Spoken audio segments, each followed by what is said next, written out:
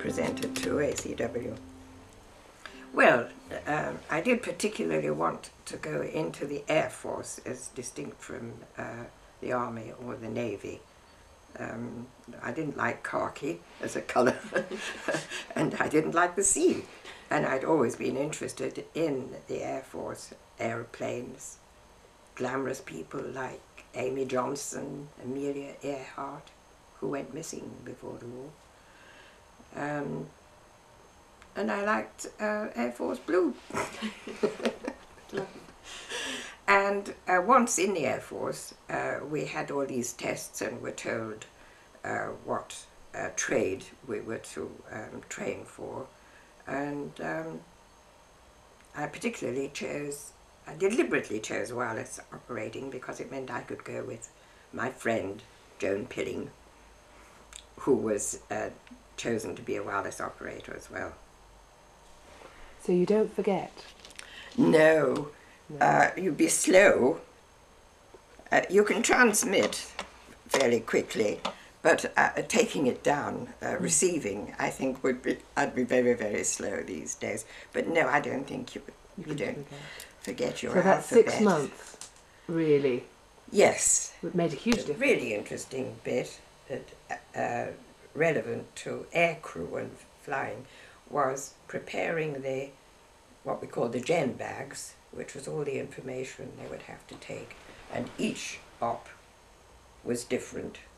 The bomber codes, that was the codes that they used transmitting wireless, changed for every operation, and these were secret, and I had to go into a flying control where they were written up, and then would come back and they would be written on rice paper, which, as you know, melts in your mouth. So if they were going to be captured, they would have to eat this stuff. And they were placed in this is the actual Perspex folder that the bomber codes were placed in, and changed for every op. Difference in that they trained you very well. Well, it was concentrated, you know, all day. We would be marched from, what was the name of the ballroom, the biggest ballroom in Blackpool. Sounds very glamorous, doesn't it? To be billeted in a ballroom in Blackpool. Awful. It was awful. It was over the winter, which was the only time that they wanted you, really, because in the summer, of course, people still went on holidays to Blackpool. The landladies were appalling. The first one we had, the beds were crammed, so you couldn't get, you crawled over one to get to, oh, it was appalling. The second one we were moved from there after a week or two, and we had a bedroom to ourselves and a wash basin with cold water. It was jolly nice, and Joan and I behaved badly and were rejected. We found our things on the pavement after we came back. It wasn't our fault, really. I told you she was a beauty expert, and there was at that time there was a glamour puss in this Polish corridor I was telling you about, who had beautiful black hair with wings of gold and silver, you know, bleached. It seemed to be a fashion at those. And Joan said, oh, we could do that. So she got egg cups filled with ammonia, and what's the other thing? Bleach. Peroxide. Yes, that's right. And everybody, all the other girls went out and we stayed in doing these bits of hair. And there should be photographs of us looking absolutely ghastly with these bits of hair. Well, when the girls came in and they saw what we were up to, oh, they all thought of have a go. So this egg cup stuff went along the mantelpiece, which was French polished wood. And of course it made horrible, bubbly, ruined the French polish. And it was obvious who was responsible. There we were with our streaks. Did you So we have were out. Did you have far more freedom than at home when you were billeted? Oh yes, yes. Although we had, well, it was only the evenings really. You could go out and yeah. So, I mean, did you socialise a lot with the pilots and the different people? Were there things for you to do? Well, when you were at work, you came into contact with them. Socially, you were not supposed to. Officers and other ranks were not supposed to mix. And we were not supposed to have any civilian clothes with us, so that it was always obvious. Well, Joan and I, we did have civvies with we were naughty.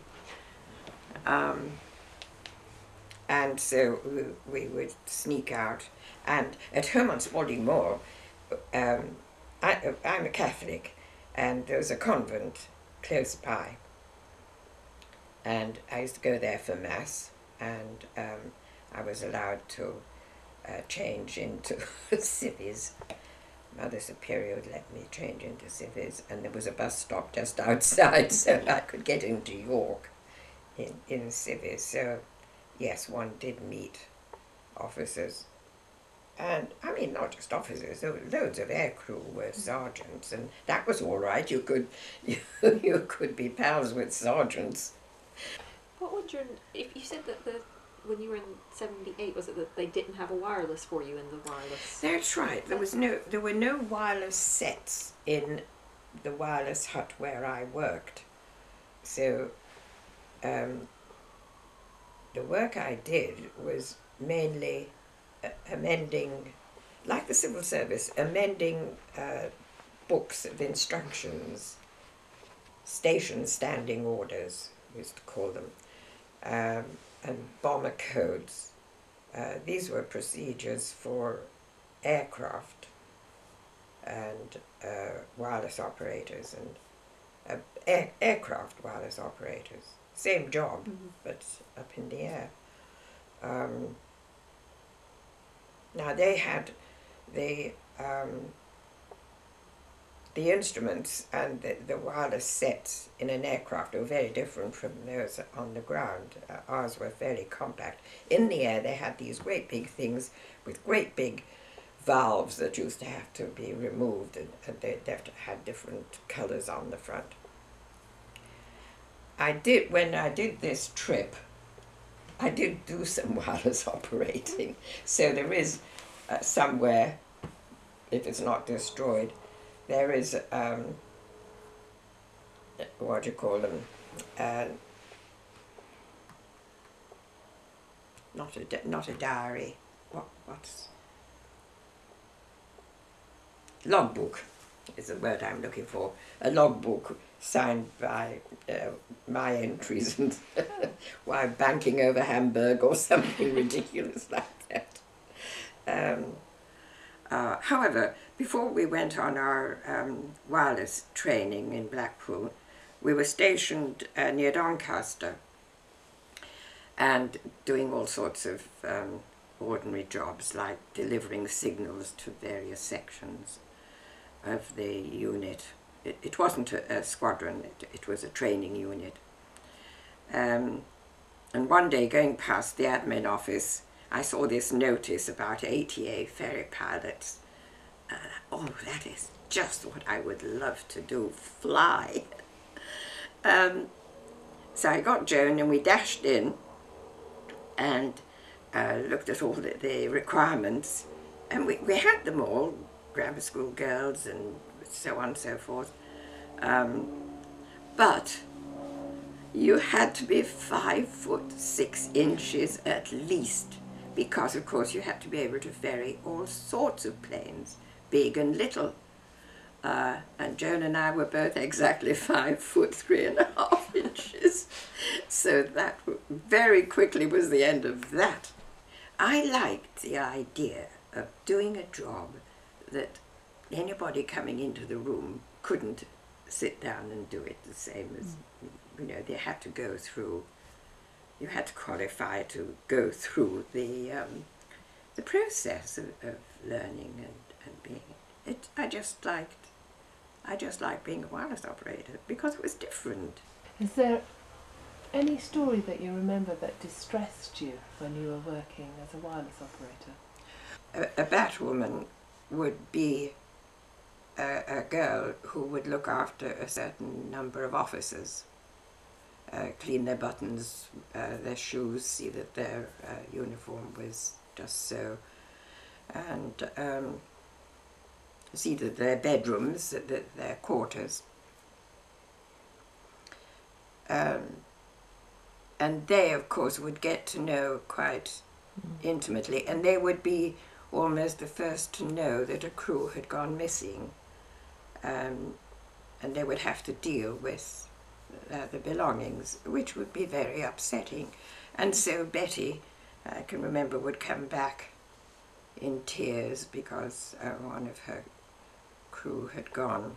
Now, a crew wasn't necessarily all officers. In fact, very often there would perhaps be only one officer. And the ordinary sergeants and crew didn't have batwomen, but the officers did. It was a job that took them,